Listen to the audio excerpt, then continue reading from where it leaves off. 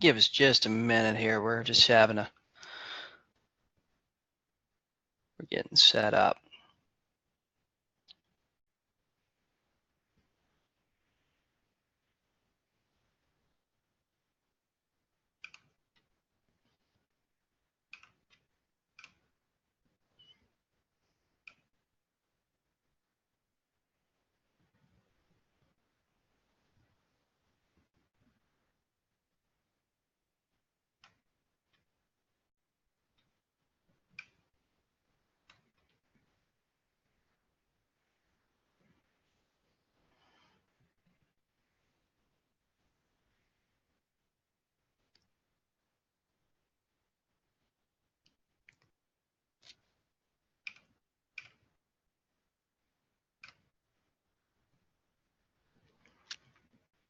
Hey, Jonathan. Hey, dude. Can you, let's see. Somehow or another, your audio is off. Hold on. Okay, there we go. Yep, there it is. How about now? Cool, man. Yeah, good. Hey, dude. So we're on Facebook. We're live, man. Awesome. Yeah. So I tell you, like, a lot of people know you from real estate agents that really work, and they know you from me and you going back and forth and different stuff, talking about Z-Buyer and everything. And I've had people message me going, "Hey, do you really know Jonathan?" And I'm like, "Well, he's in my market. Yeah, I kind of do." So, but tell people a little bit about yourself, how long you've been in the business, that sort of thing. Okay, yeah, I started when I was 21, part-time. My stepfather, my mom got remarried. Long story short, he opened a real estate company. I was still in school at the time. I was like, man, let me get my real estate license, do it on the side, see what happens. I started doing it on the side for a little while. I enjoyed it part-time, but at first I didn't have the money to do it full-time, to really get into it. After the first part-time year, I realized this isn't something you can do part-time. You really got to, so the second year I was like, I'm just going to try it all year, see what happens. First year was really good for my first full-time year. Second year, I actually digressed a little bit. And then this year I've completely changed the way I do my business and this will definitely be my best year yet. Easily, I'll probably double my business this year. No kidding. So what changed this year? Honestly, man, a lot of the stuff that I learned from you, well, for one, I decided to start working with sellers more. I started off as a buyer's agent. Maybe I should have said that up front, just working with buyers. And now I've decided that I want to do both and kind of eventually probably move out of buyers completely. But I still have so many buyer leads that I work that I still work them as well. But I'm trying to do seller leads as much as possible now. And I decided that that was the route I wanted to go. And then, obviously I started using Z-Buyer and Red-X and using your scripts and some of the stuff you've told me, and that's obviously helped me a lot.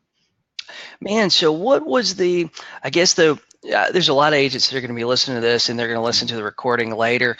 Right. And a lot of agents are trying to make that transition from, part-time agent to full-time agent, like what you done. Right. And how would you say to do that? I mean, what would you think is the best way to do that? Well, I think the first thing is definitely the mindset and telling yourself that, hey, I'm going to do this full time. I'm going to give it everything I got. Because if you got doubts at all, you probably won't end up doing it full time. You're not going to do the things you say you have to do. So I would something that you preach a lot about is making a schedule and decide, okay, I'm going to do it, from this time of day to do it this time of day. If I'm going to do it full time, this is going to be my schedule every day. And then just like I said, just not instead of, a lot of people have the fear of like, oh, if I do this full time, I'm working for straight commission. You just gotta go into it and, you gotta treat it like a job. Yeah. You get training on the job. I actually went, a lot of companies I know offer training. I actually didn't ever get trained at all. I learned from more or less trial and error. I would just basically bring my broker in charge of my contract and say, look this over to make sure I didn't screw anything up. And I pretty much just taught myself real estate, the basics at least. And a lot of people don't realize this. A lot of agents think they have to go to one of these big offices that offer lots of training and stuff. And you're at an office that it was mom and pop that's actually owned by your mom and stepdad. And it's a very small office. It's 3 or 4 agents, right? Or yeah, you guys might be bigger than that. Maybe five of us now. Yeah. But I mean, honestly, the way I look at it, man, no matter what company I'm working for, I'm my own business. So I'm whatever I can do the same amount of numbers at, a Century 21 that I can do at my Wave Beach Realty office. It just comes down to me and how much business I really want to do and how hard I work. It really doesn't matter where I work. So do you think brand matters at all? I don't. I think your personal brand matters. I don't think the company you work for. Now I've gone to listing appointments and people ask me about my company, and and honestly, a lot of people, when I tell them we're a family-owned company, they actually like that. So I don't think. I think brand matters to an extent, but I think your personal brand matters more than the company you're working for. So, and I keep telling agents this: people are working with you because they trust you. Right. Not because of the company you're with. They want to trust you, and they want to see where you have a plan to sell their house. Do you find that's true? That I feel like that's very true. Yeah, they when I show up, very prepared, and a lot of the stuff you've taught me, just showing up very prepared and ready to do business, and I already have the answers to all the questions they're probably going to ask. And when you build a relationship with them, they trust you. They feel like you can actually do the job. The company you work for is completely irrelevant at that point. And now you say you do things. You basically do the things that I talk about. Tell us what that listing appointment looks like. Okay, yeah, I obviously set the appointment first. I send them my pre-listing package, and then I follow up with them, make sure they don't have any questions about the package or anything that's in it, or any questions about me or my company. So a lot of the people, they've already read it and know about my company when I get there. So now they want to know about me and what I can do for them anyway. So that alleviates the problem of, oh, what company do you work for, all that. So I get there, I sit all my stuff down. I talk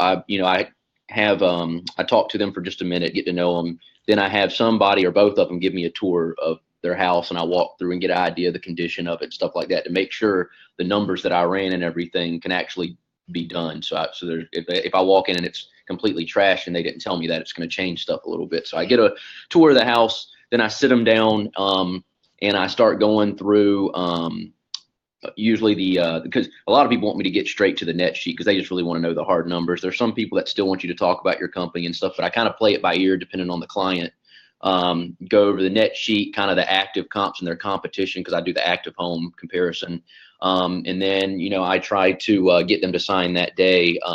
And sometimes the conversation varies. I should probably make it a little more where it's the exact same every time, but depending on the person I'm meeting with, sometimes that conversation may change a little bit and the order I do things may change. Let me ask you, man, the net sheet, has that changed your business using that? A lot, man. People be able to see what all the fees they'll incur throughout a transaction and know what are right around what they can put in their pocket, which I estimated a little high anyway. So I know they're probably going to put more in their pocket than what I'm showing them. I feel like they feel a lot more comfortable with you when they can see that, and they're like, okay, this is all his fees. This is every transaction fee I'll incur, attorney fees, courier fees, miscellaneous expense if there's repairs, and a lot of people, if they have a really nice home, I'm like, you can go ahead and knock that $1,000 off for the miscellaneous because you're probably not going to have that anyway. So sometimes I knock that off depending on the condition of the home. But yeah, I mean that makes them trust you a lot more and feel more comfortable with what you're telling them because you have proof that, listen, these are your fees. This is what you're going to net. Are you okay with this number? And if they're okay with that number, you've already beat. That's half the battle right there. Dude, so you are doing the exact thing that I tell people. You're basically doing my for sale by owner master book. I mean, you're following every step in it. I mean, yeah. I mean, when you find something that works, I'd be crazy not to do it. Now, when I'm on the phone, I may, my calls may be a little different than yours. The way I follow up may be a little bit different from yours. My pre-listing package, I completely took the layout of yours and made my own pre-listing package because I didn't want to copy everything word for word and be sending people the same stuff you send them. But when I show up at the appointment, the process and everything is about the same. Yeah. Yeah, you've just changed a little bit, made it your own, and made it fit your company. Yes. Yep. So, exactly. So I got a handful of questions, man. I told you I wouldn't keep you on here too long, but I want to. So, what is you talked about schedule? What does your daily schedule look like? Like, what do you do every day? Like a typical day in Jonathan Edmund's life. Okay, I actually got my calendar right here. A typical day, if I don't have to work with a buyer, if I have to show property with a buyer, that obviously throws a wrench in my calls and stuff some days. Like yesterday, I actually had 2 listing appointments, and then I had to go take pictures of a home I listed, so that kind of threw off my calling. But usually around I'll wake up, make my coffee and everything, because I have to have that to start my day. And then I start making calls right around between 8:30 and 9. I'll start making calls, and I'll usually call, man. I know some people I've heard only call 30 minutes. Some people call an hour. I'll call, man. If I start getting people on the phone and get a good flow going, I'll keep calling. Even if my schedule says to only call till like 10:30, I'll call right through lunchtime if I keep getting people on the phone. That really dictates how many people I'm calling. If I call for my allotted schedule, I didn't get a lot of people on the phone, I'll just switch to something else. If I have to, I'll start working some of my buyer leads or something like that. But I typically will call for at least an hour or two. But if I'm getting people on the phones and it seems like it's a good time to be calling these certain leads, I'll just keep on going until I feel like, all right, until I'm just almost just brain dead from calling so many people, where it's just I'm not doing it as well. And then I switch it up daily. Someday I'm called, depending on how many Z buyer leads come in. If anytime a new Z buyer lead comes in, I jump on it. No matter what I'm doing, I'll try to jump on a new Z buyer lead and be the first person to call them. Red X, sometimes when I do Red X, I'll call just Red X that day and do my either FISBOs or expireds or whatever I'm doing. And then when I do Z buyer, I'll do Z buyer and then Z buyer older follow-ups. But like if I see a new Z buyer lead pop up while I'm working Red X, I'll stop Red X for a minute and hit that new Z buyer lead because it's brand new and I know it's brand new. Yeah, you're trying to beat me to it. Absolutely. Yeah, I know if you call it first, I got like a 12% chance of listing it. You know what, man? You better jump on them. We're having a baby, and I feel like I'm on standby, so I'm not as quick as I normally am. You better enjoy this while it lasts. I think you should have about 4 more babies if you want me to be honest. But well, dude. So your schedule is, you have it planned in your schedule when you're going to make calls, right? Yep.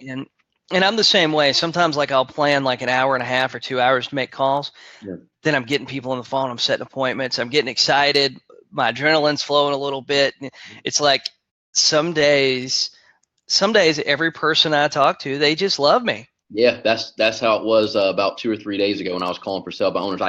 I started on a spot because I realized with for sale by owners, you don't necessarily want to just call the newest ones. Call the people that put their home on the market for sale by owner around like March, April, and are still struggling when the market's hot. And then I use that into my pitch, like, guys, your home should be sold by now. What are you doing? And not to make them feel stupid. I don't necessarily say it like that, but they're like they see a problem with what they're doing in their marketing, and that's how I've been setting a lot of my FISBO appointments from Red X. So yeah, definitely the Red X is definitely working for me.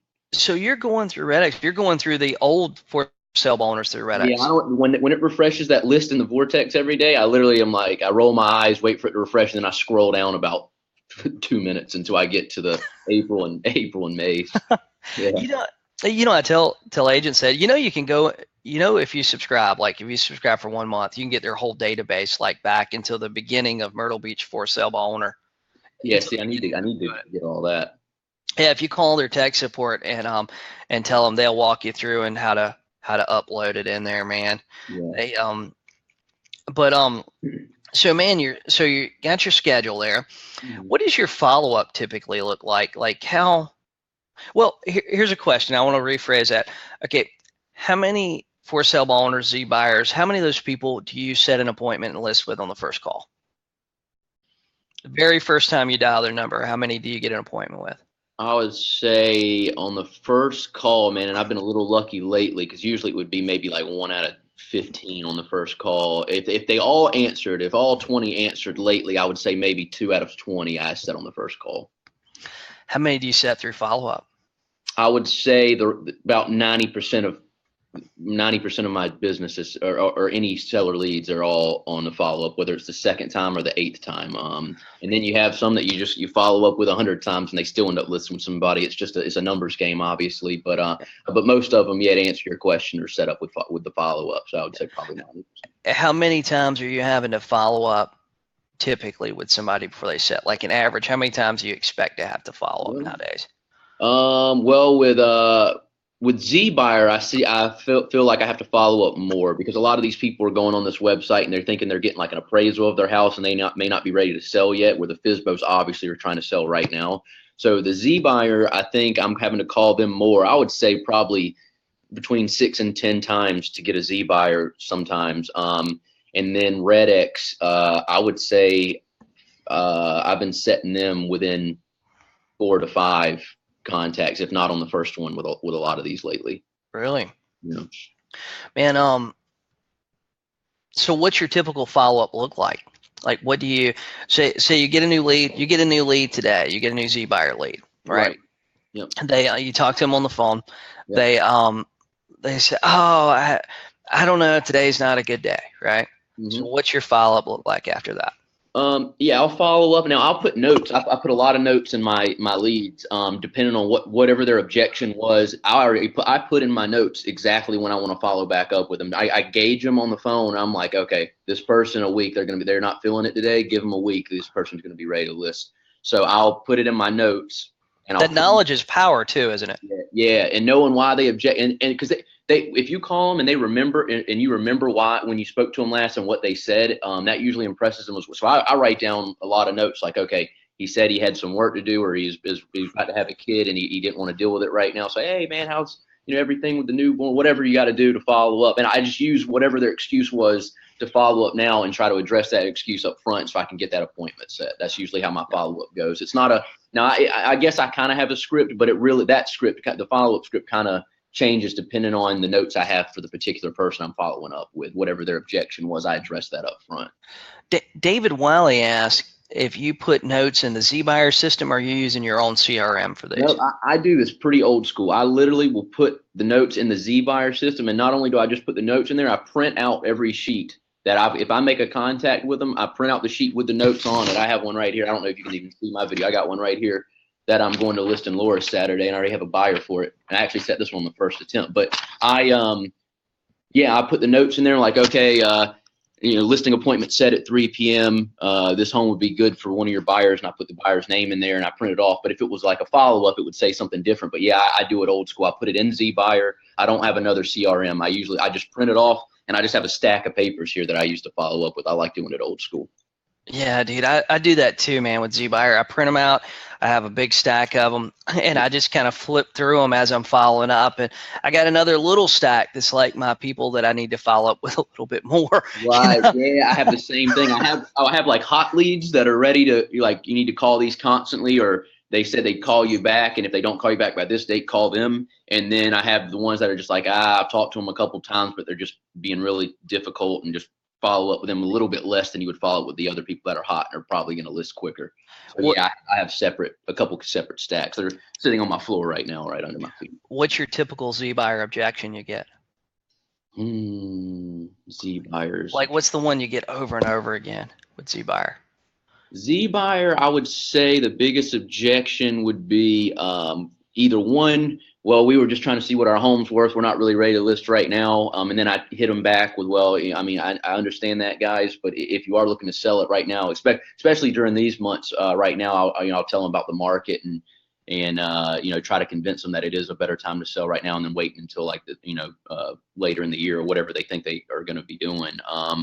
It's either that, or sometimes it's commission, and I try to and if they're home, I feel like I can get them a little bit more for it. I'll try to listen. If I could put this in your pocket, still put this in your pocket, and cover my fees, would you at least agree to meet with me? And then I can get my net sheet together and meet with them and try to work that out. But I would say commission, they're not ready to list yet because they were just getting information or trying to get an appraisal, however Z-Buyer works. Let's see, what's another one with Z-Buyer that I get a lot? Oh yeah, a lot of times, because a lot of people sign up for Z-Buyer now, I'm starting to get, well, I've already got a call. If I'm not the first one to call them, well, 5 other agents, I'm already meeting with X amount of agents. And then I'll still try to set an appointment. That one's a tough one sometimes if there's already like 50 agents that they're meeting with. But those are probably the top 3 for Z-Buyer.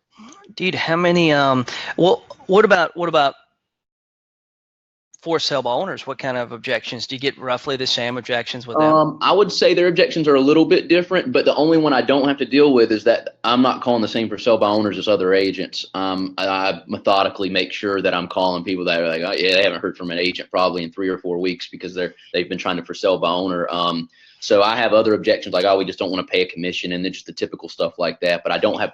But what the hardest thing for me is just having other realtors as competition. I could set appointments all day as long as I'm the only agent calling them.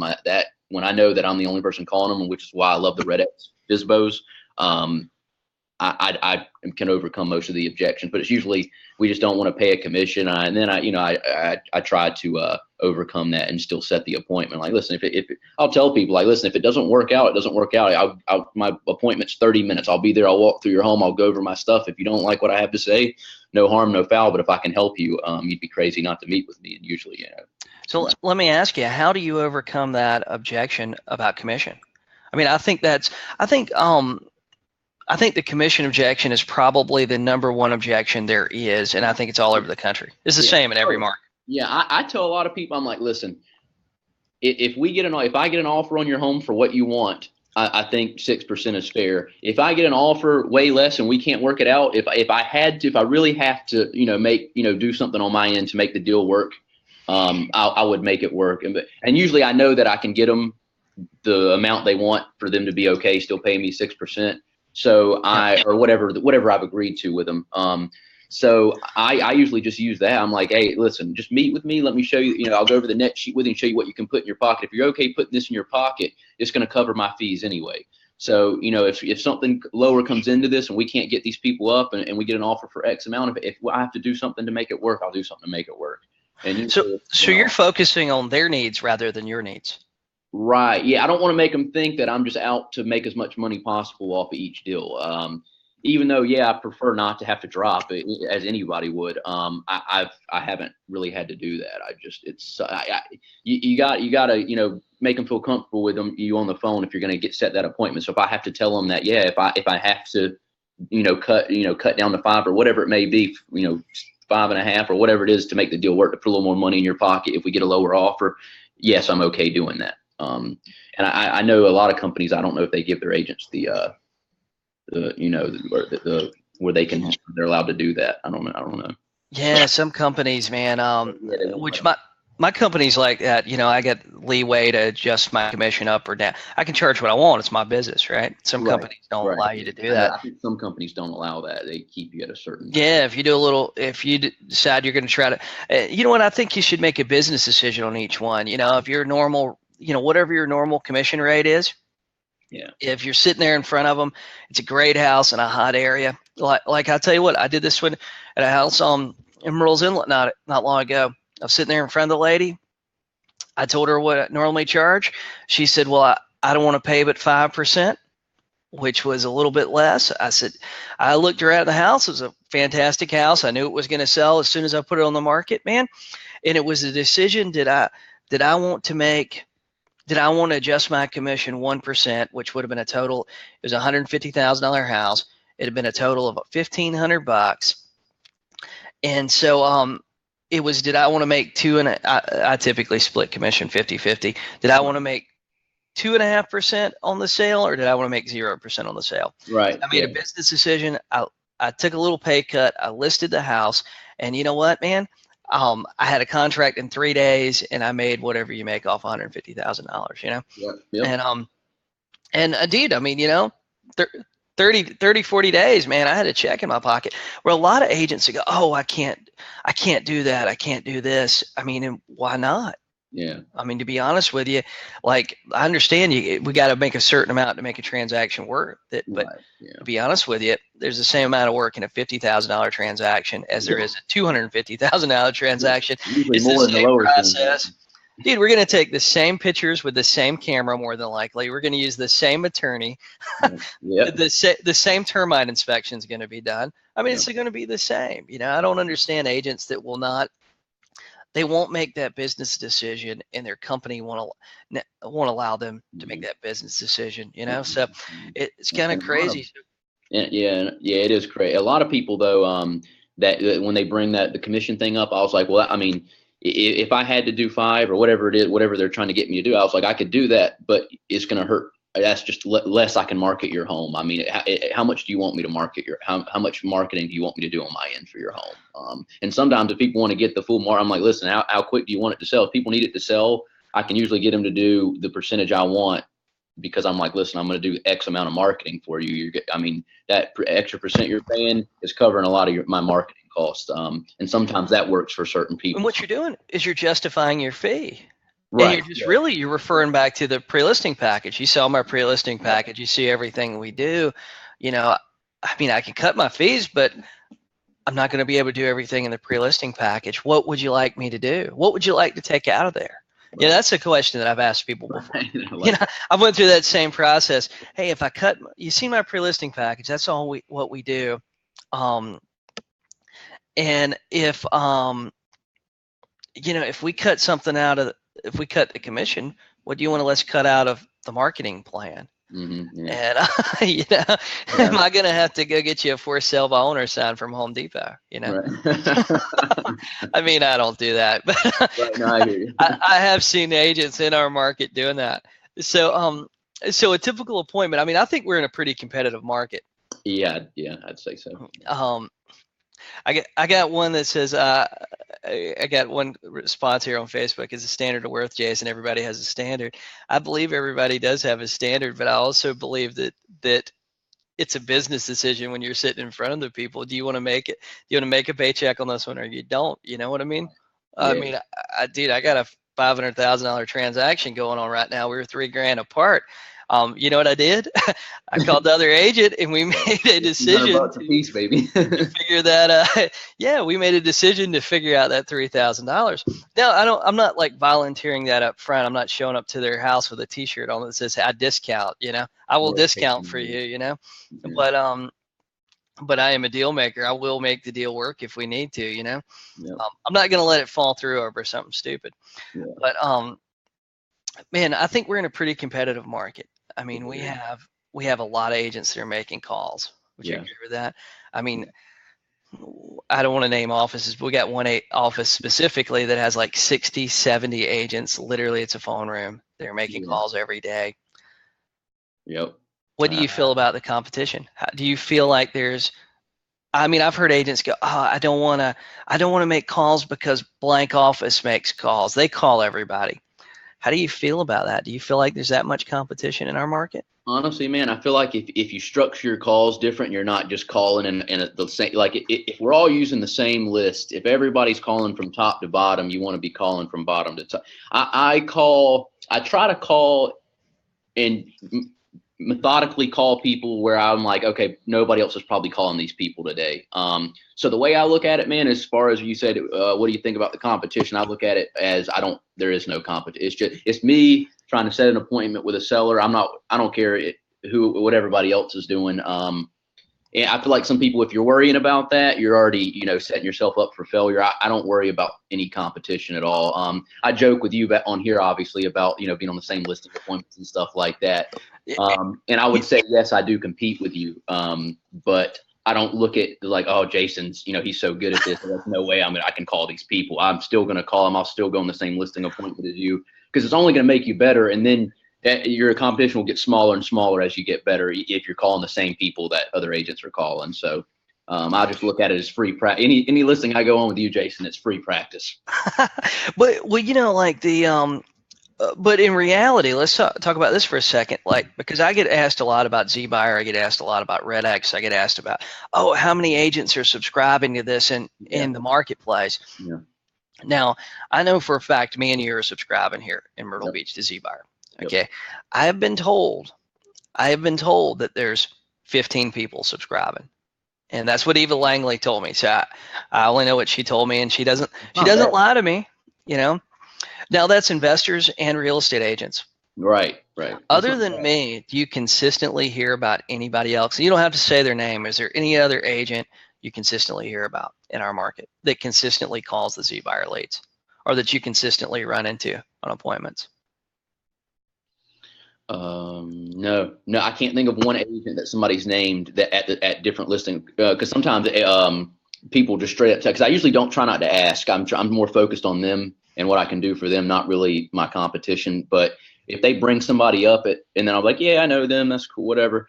I might have to start switching that up after some of the stuff I've been hearing about myself on these listing appointments. But no, there's not one certain agent or any certain company. Well, there are a couple certain companies that I'm competing with daily, but no certain agent on any appointment for ZBuyer that I'm like, oh man, this dude's going on. He's calling the exact same new ZBuyer leads, or she's calling the exact same new ZBuyer leads as me. No, there's nobody. I mean, I've heard your name more than anybody else's, and I haven't even heard it lately because been doing all this other stuff, which I like, but yeah, having a baby will mess up your schedule for a little while, man. We got people painting in our house today and all kind of stuff. So, but it's fun. We're excited. We're excited about it. But yeah, dude, so I'm the only person that you hear over and over again.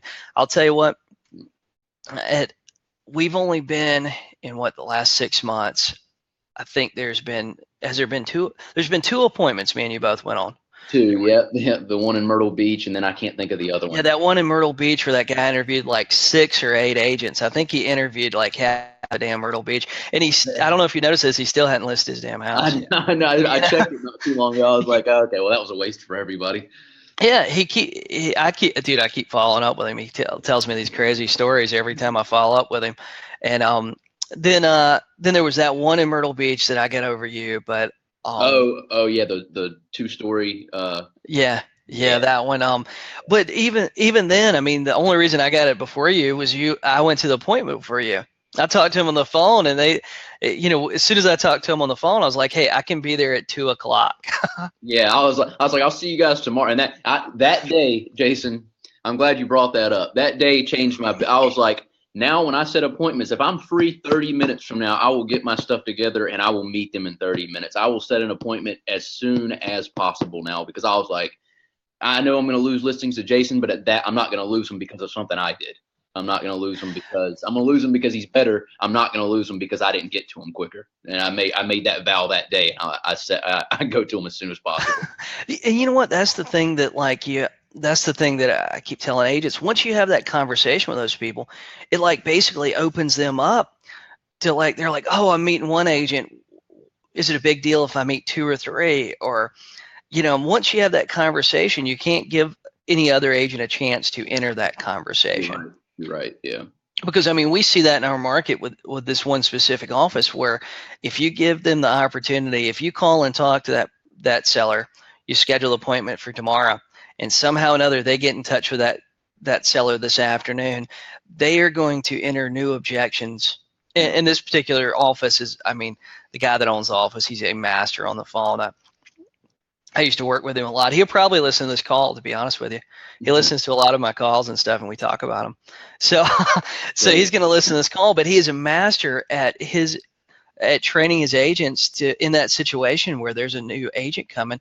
They will actually enter new objections for you that are insane. Sometimes overcoming their objections are pretty difficult. So what you have to do is, once you have that conversation, they're hot on selling their house, they're hot on you. You have to keep them hot on you and meet with them as soon as possible. Yep. So man, I've kept you on here for 30 minutes. I got one other question, and then we'll wrap it up.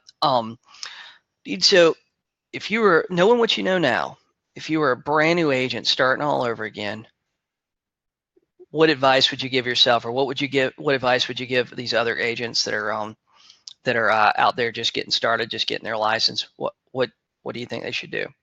I would say, for one, if you just got licensed and you're having second thoughts, or you're worried about starting, and you're worried that it's a commission-based job, I would say you have to just go all in. You can't part-time and half-ass this business. You really have to just go 100%.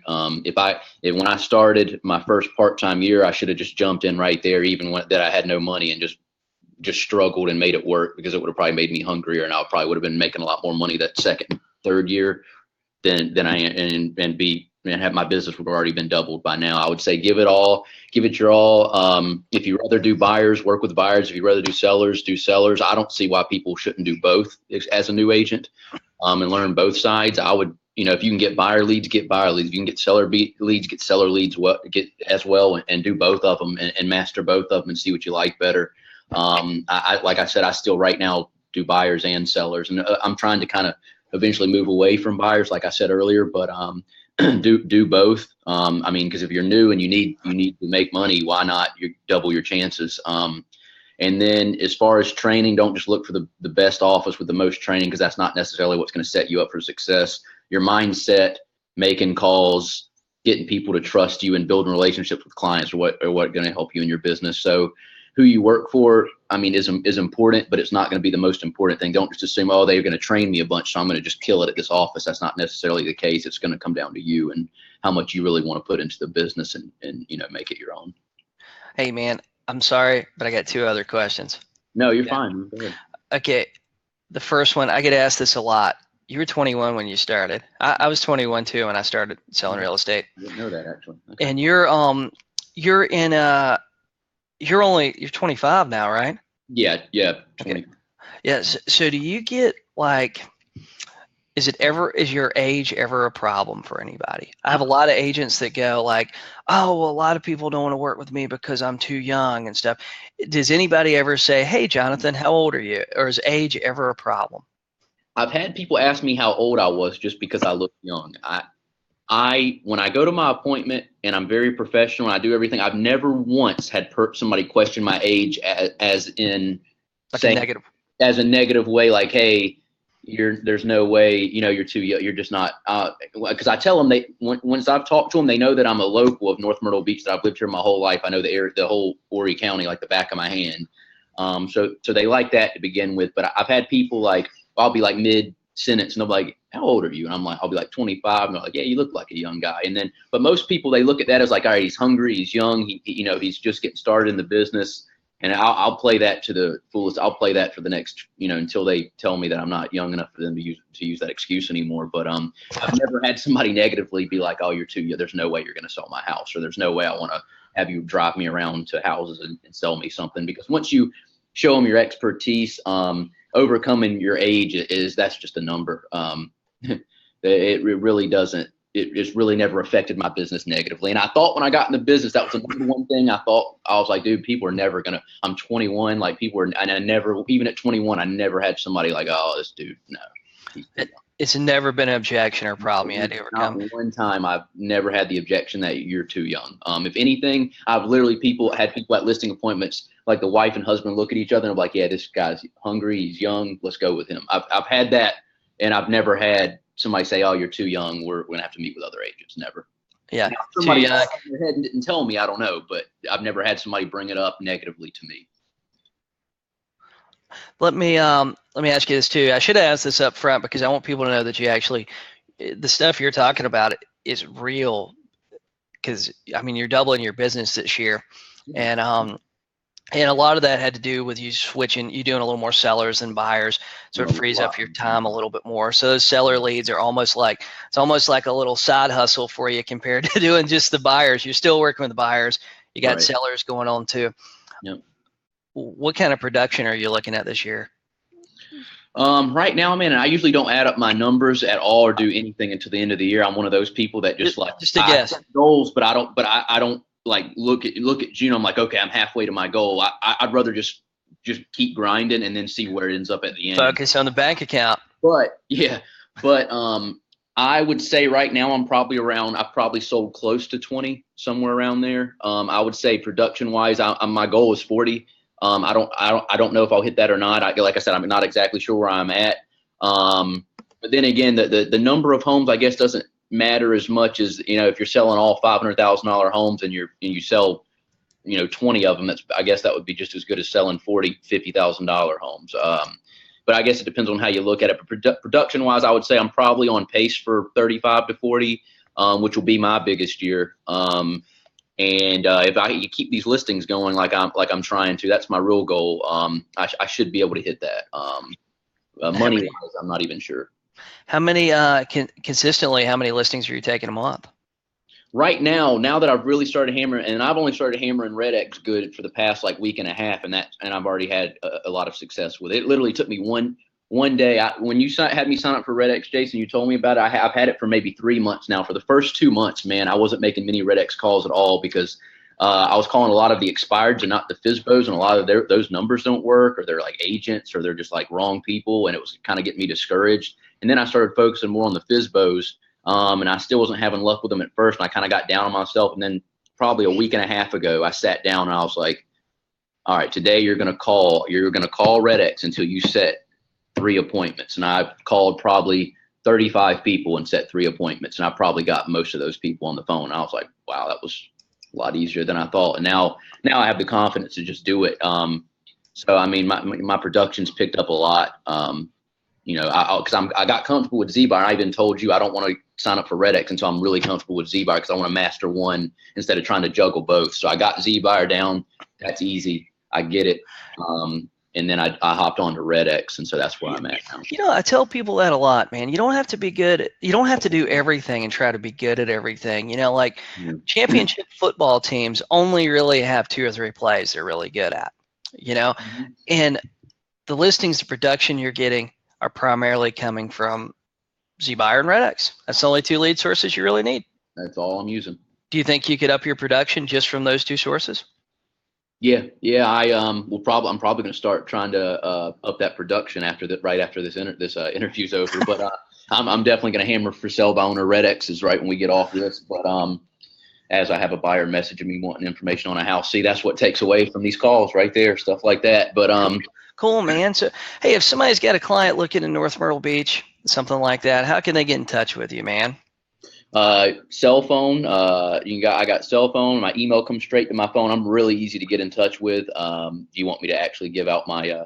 Nah. You tell them message it through Facebook. It's yeah, up or to message you. me through Facebook. And I got our website's pretty good. We got a pretty good website. A custom website we had built. WaveBeachRealty.com. You can find us on there. And I got a blog page on there. I do some blogging and stuff, which has been drawing some traffic to my websites. If you got a website, do blogs. They bring a lot of traffic. Cool, man. Hey, and if anybody listening to this, if you're interested in Red X right now, they have a special for our group. They will give you $150 off. They have a lot of package deals and other stuff like that. Z-Buyer is always offering discounts. Just tell them that I sent you both of these things. Tell them that I sent you, and they're real estate agents that really work. And both of them have discounts and group discounts and anything. Man, anything else you want to add to today? No, man, I appreciate the interview. Appreciate everybody that's listening. If you ever have any questions, feel free to message me. I'm pretty open, and you know, I don't consider myself extremely successful by any means yet in the business. I have a long way. I'm probably 1% of where I want to be. But any advice that I can help anybody with, I'd be glad to help anybody, any new agents or anybody that has any questions. That if you're having trouble with Red X, Z-Buyer, I can try to help you. Unless you're in my market, I'm probably not going to help you too much. But cool, man. Hey, well, dude, you have a great day, man. I'll talk to you soon. I appreciate it, man. Thanks. All right.